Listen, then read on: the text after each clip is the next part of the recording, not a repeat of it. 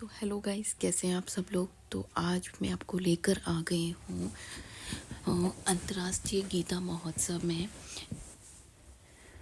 जो कि हर साल नवंबर से दिसंबर के महीने में ही लगता है, जो कि 15 दिन का होता है। और इस बार भी ये अब शुरू हो गया है, 7 तारीख से शुरू हो चुका है। इस महोत्सव में बहुत दूर दूर से शिल्पकार अपनी कला का प्रदर्शन करने के लिए बहुत दूर दूर से आते हैं और अपनी जो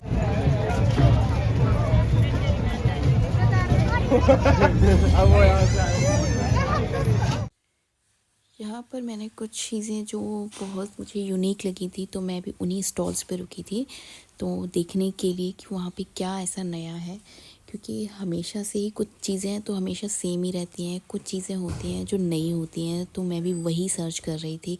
तो मुझे एक शॉप में कुछ नया दिखा तो मैं भी यहाँ हज़ारों शॉप्स होती हैं और सभी अपनी कलाओं को दिखाने के लिए, प्रदर्शित करने के लिए आए हुए हैं और सभी राज्यों से। और आपको एक दिन में ये सब घूमना आपके लिए बहुत ज़्यादा मुश्किल हो जाता है, तो आप कोशिश यही कीजिए कि इसको एक दिन में नहीं बल्कि 2 या 3 दिन में ही कवर कीजिए, तभी आप इस चीज़ का आनंद ले पाएंगे और आपको थकान भी महसूस नहीं होगी, नहीं तो आप कवर नहीं कर पाएंगे। मैंने सिर्फ एक दिन, इसलिए मैंने डिसाइड किया कि मैं इसे 2 या 3 दिन में ही शूट करूँगी। तो मैंने अभी आधे से भी कम शॉप्स हैं जो मैंने शूट कर पाए हैं। तो मैं लास्ट डे से कुछ दिन पहले, जब ये ख़त्म होने वाला था तब मैं दूसरी वीडियो शूट करूँगी। क्योंकि उस दिन आपको, अगर आप वाकई कुछ ख़रीदारी करना चाहते हैं तो उस दिन आपको थोड़े से प्राइसेस डाउन मिलेंगे क्योंकि अभी के टाइम ना यहाँ पे प्राइसेस बहुत हाई थे। तो हम हमेशा ऐसा ही करते हैं कि सिर्फ फर्स्ट डे एक्सप्लोर करते हैं कि हमें क्या क्या लेना है अपने घर के लिए, तो हम सारा देख लेते हैं और उसके मतलब से 1 या 2 दिन पहले जाते हैं, तो प्राइस में आपको थोड़ा सा डिफरेंस ज़रूर मिलेगा।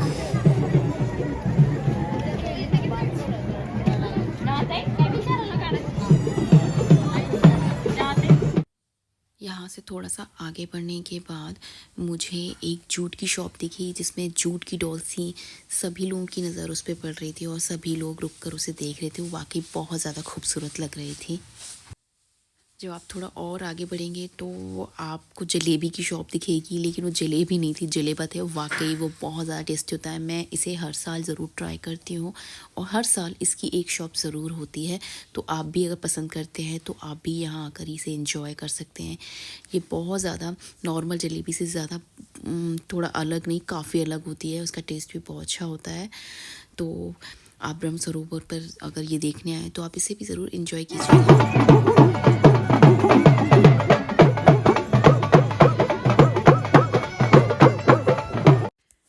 ब्रह्म सरोवर पे लगने वाला ये मेला इसकी खूबसूरती का इसलिए ज़्यादा बढ़ा देता है कि ये चारों तरफ से पानी से घिरा हुआ है और बीच में पानी है और चारों तरफ खूबसूरत सी शॉप्स आपको मिल जाएगी। अगर आप रात में आते हैं तो इसके नज़ारे बहुत ही अलग ही आपको दिखाई देंगे।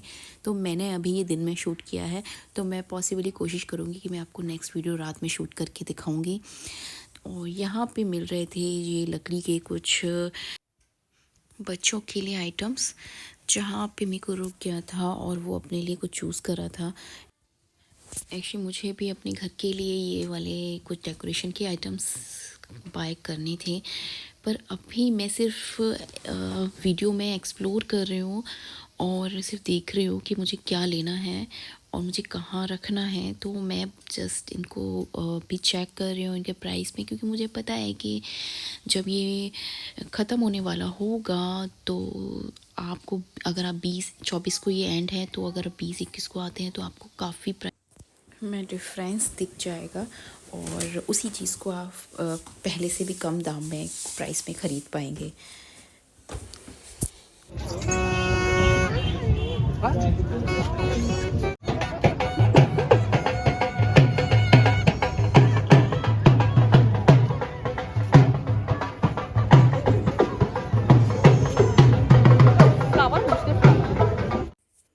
यहाँ मैंने मिट्टी के काफ़ी ब्यूटीफुल से लकड़ी के भी पॉट्स देखे जो मैं अपने घर के लिए बाई करना चाह रही थी, और काफ़ी अच्छे हैंडमेड फ्लावर्स भी थे। तो इनके प्राइस मुझे थोड़े से हाई लगे थे, तो मैं अभी थोड़ा सा वेट करूँगी, पर मैंने चूज़ कर लिया है। लेकिन ऐसा नहीं है कि अगर आप एंड में आते हैं तो हो सकता है ये चीज़ें आपकी सेल आउट भी हो जाएं। तो प्लीज़ अगर आपको अभी ख़रीदना है तो आप ख़रीद सकते हैं, और अगर ये सेल हो जाती, मोस्टली चीज़ें यहाँ पे सेल हो जाती हैं एंड तक, तो जो बचती हैं वही आपको कम प्राइस में मिलती हैं। तो अगर आप ये सोच रहे हैं कि सारी चीज़ें आपको कम प्राइस में मिल जाएंगी, तो प्लीज़ आप, ऐसा कुछ भी नहीं है। आपको सिर्फ जो बचा हुआ माल है उसमें से ही आपको एडजस्ट करना पड़ेगा। यहाँ पर भी हमने काफ़ी सारे डेकोरेशन के आइटम देखे जो यूजुअली वैसे तो शॉप्स में मिल जाते हैं, तो मुझे इसमें कुछ ख़ास नहीं लगा। तो फिर मैं आगे अपनी नई शॉप पे आगे बढ़ गई थी, क्योंकि मुझे इसके प्राइस बहुत ज़्यादा हाई लग रहे थे, लेकिन चीज़ें बहुत ज़्यादा खूबसूरत भी थी। तो अब अगर आप पसंद है आपको घर को डेकोरेट करना, तो मुझे लगता है कि आप इस शॉप पे ज़रूर रुकेंगे और देखेंगे। लेकिन अगर आप ऑनलाइन भी देखेंगे तो ऑनलाइन भी आपको ये चीज़ें मिल जाएंगी, और शायद कम प्राइस में ही मिलेंगी। तो यहाँ मुझे जूती पसंद आई थी, और वो काफ़ी रीज़नेबल प्राइस में थी, वो कॉस्टली नहीं थी। लेकिन मेरे पैर का साइज़ थोड़ा सा छोटा है, तो मुझे वो फिट नहीं आ रही थी, तो और साइज़ था भी नहीं, तो मुझे उसे छोड़ना पड़ा। लेकिन कोई बात नहीं, फिर देखते हैं।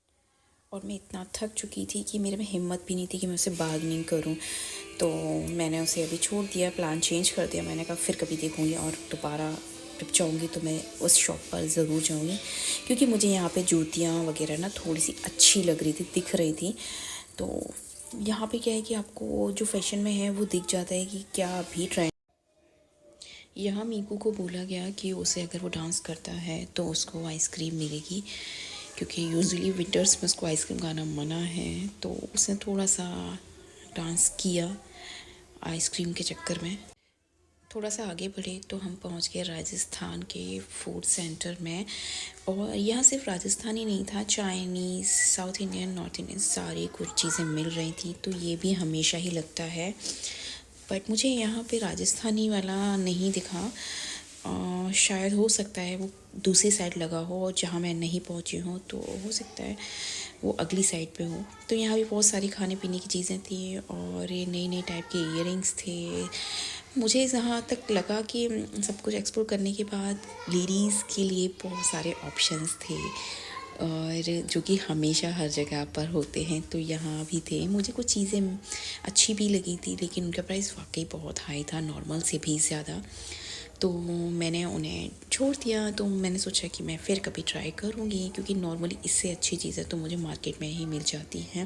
लेकिन कुछ चीज़ें ऐसी होती हैं जो आपको मार्केट में नहीं मिलती हैं, तो मैं भी बस वही यहाँ पर वही चीज़ ढूंढ रही थी जो इजीली आपको मार्केट में अवेलेबल नहीं हो पाती हैं, जो कि सिर्फ आपको एग्जीबिशंस वगैरह में ही मिलती हैं।